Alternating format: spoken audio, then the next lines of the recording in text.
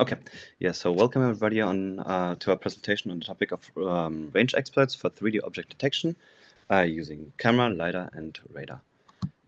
So for our topic, we looked at the challenge that you guys provided, and like basically just in the scope of what the challenge was for the question was detecting long distant object like around 200 meters for like specific cases like unprotected left turns.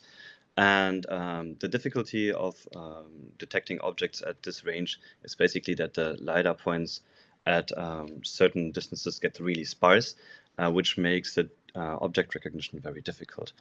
And yeah, the objectives were thereby to create a model that could basically detect objects still at this range, reliable, and maybe also provide some alternative evaluation metrics on which those models can be evaluated once you train them. So the main contribution that we want to provide to you is a specific model where we have a baseline model and improve its long-range distance perception capabilities by enhancing the model's architecture with certain features. Then we have also a specific hardware configuration in mind, which also is optimized for long-range object detection by including a specific camera, which focuses on long-range distances. Also, we provide a ROS node, which already supports this Autoware integration. So there's some output in forms of Autoware messages for bounding boxes. And one last thing, also for evaluation mostly, we designed a concept in which you can leverage V2V and V2X communication in order to validate your long-range distance capabilities. So quickly about the methodology that we used. So in our initial proposal, we had the idea to have basically range experts, so-called range experts, which would be responsible for detecting objects at certain distances. So up to 100 meters, we mostly can rely on LiDAR data from experimentation. From 100 meters onwards, we would rely on radar data more. So there we would try to fuse camera data together with LiDAR data and radar data in order to get better results.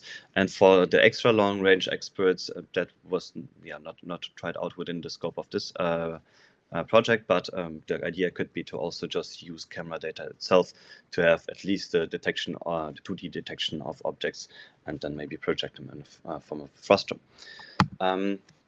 So the baseline model that we used for our designs and conceptualization was the BEV fusion model, which basically takes multiple streams from images, can be different images also with surrounding views, LiDAR point cloud, and can even take radar targets. For the end, it propagates them through some encoders, and in the end, the goal is to stack them together into BEV space, which is basically like space viewed from above of the vehicle, and thereby we can also have some other tasks, like for example map segmentation would be useful, or yeah, we can use this for both. So this was a baseline, and we looked at maybe also a couple of things. So one thing I mentioned is that the hardware limitation is actually quite big. So in the original BEV fusion model, the image is resized to 50% of the scale, of the original scale, and also cropped along the y-axis, which makes it basically impossible for long-range or long-distance objects to be detected because of the resolution itself.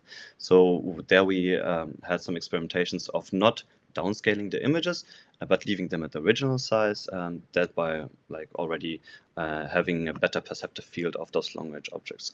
One additional benefit that we had from our setup in the BeIntelli project, which this data is coming from, is that we had an additional narrow camera, our telecamera, which increased the sight for or the detection capabilities for long-range objects by having focused lens, and that could basically undistortedly see in the distance.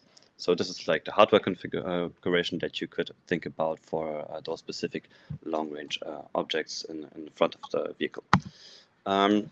For the architecture setup, we were thinking on using the BEV fusion model in the default, and then we analyzed what basically could be done in order to extend that, and notice quite fast that the feature size, especially for the distribution along the camera rays, is fixed. So you can imagine that as the camera features being projected into space. And then basically along each ray there is a distribution where the softmax is taken for the actual depth distribution value. So this would be like something like that.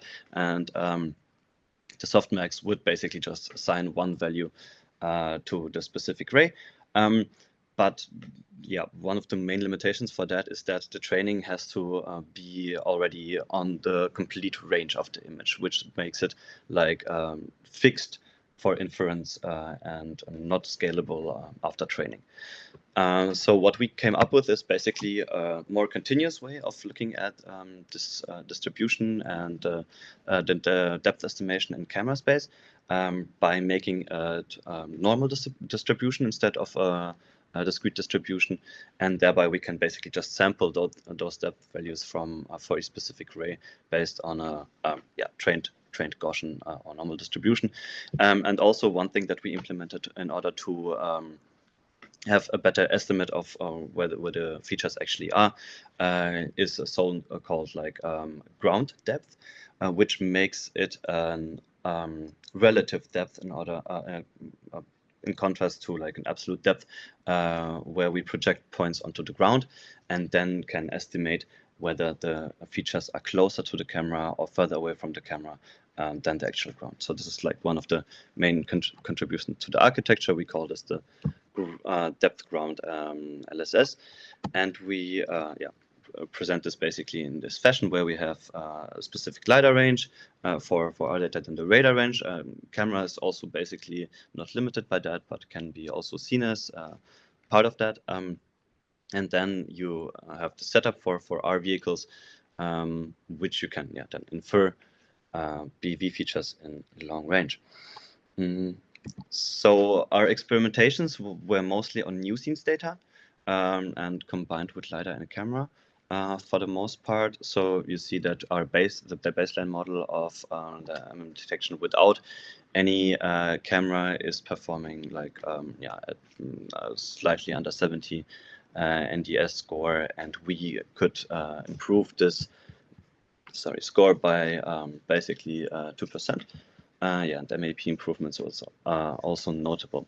One thing about the new scenes evaluation scores is basically that we also could reduce the number of LiDAR beams. So one of the main ideas that we had is to make the LiDAR points more sparse, because basically with increasing distance, there is also increasing sparsity in the LiDAR points. And if we train our model and prepare for this type of data already, we expect robustness and long range distances. So basically you see here a representation of increasing LiDAR beams, LiDAR beams for the evaluation, and at 32 LiDAR beams the NDS score is still better, but with our model at least the drop off towards reduced number of beams is not as steep as the one for the normal BV fusion. So this is in orange you see the normal drop off, and with our model we can at least compensate this drop off for the reduction of LiDAR beams.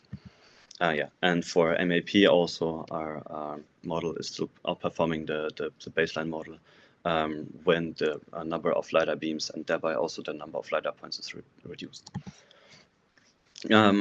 Furthermore, we had the idea to evaluate the NDS scores for different sections. So we divided the evaluation space into chunks of 10 meters and thereby basically created a histogram or a distribution of how the bounding boxes are detected over distance. So obviously the closer the vehicle is or the bounding boxes are, the better the performance is. But the follow-up is also with our model not as steep as with the LiDAR only model, and thereby we also at least hold up to that standard. The MAP scores also thereby look quite similar, where our model still has at least not that huge of a fall off as the LiDAR only model. For evaluation, we also included some radar data, which we basically stacked onto the LiDAR points, or extended our LiDAR point cloud by radar data in order to see whether that can already be used as input to the model.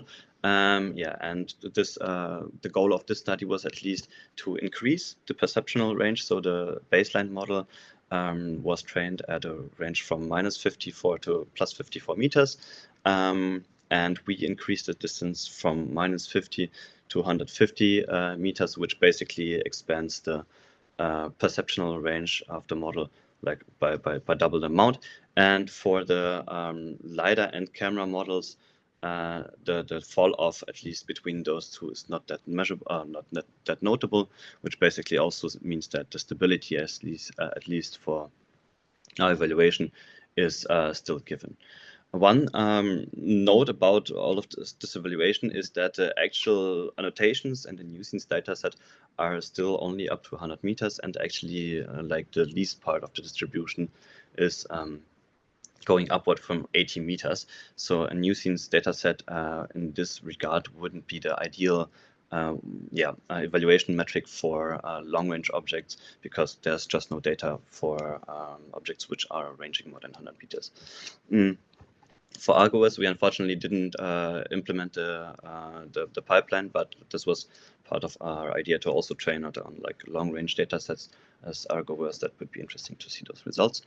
But in addition, we had the idea of having a different validation method by using vehicle-to-vehicle communication and collecting vehicle data from two vehicles at the same time at like certain distances, or like certain distance apart, where we use the sensory information of our auxiliary vehicles in order to create ground truth and validation data sets for our ego vehicle, and thereby we could also evaluate basically the long-range perception capabilities of our models better with accurate 3D bounding box representation. So the general setup would be to have two vehicles driving at the same time, approximately 200 meters apart. Both vehicles record data at the same time, so they're time synchronized, and they have like the localization pipeline, so they know exactly where they are. And by that, we can record the surrounding of the auxiliary vehicle and use that as the validation for the ego vehicle. And then we run our range of experts model in order to see how good our NDS score on the vehicles detected by the auxiliary vehicles are. Okay, this is the slide, sorry. So this is basically an integration in Autoware. We have one vehicle driving here in front, which detects some bounding boxes, and our ego vehicle driving approximately 200 meters behind.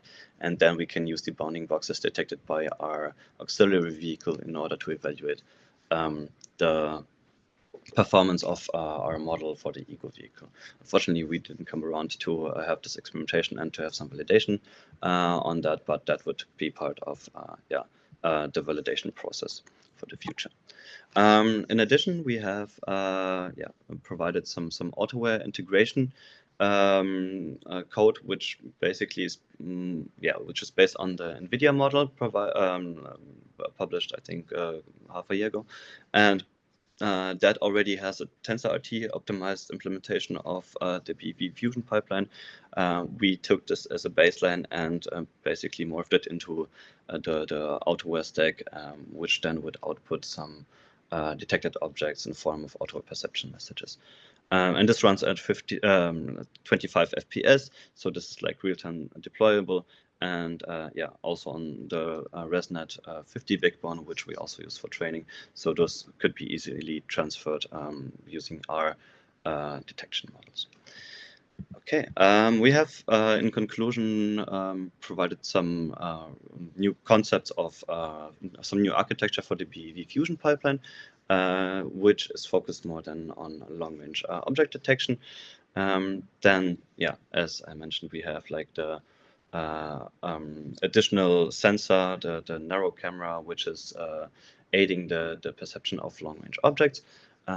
We provided some Autoware integration code in form of a ROS node with TensorRT quantization, and our V2V pipeline could be used for validation of long-range objects.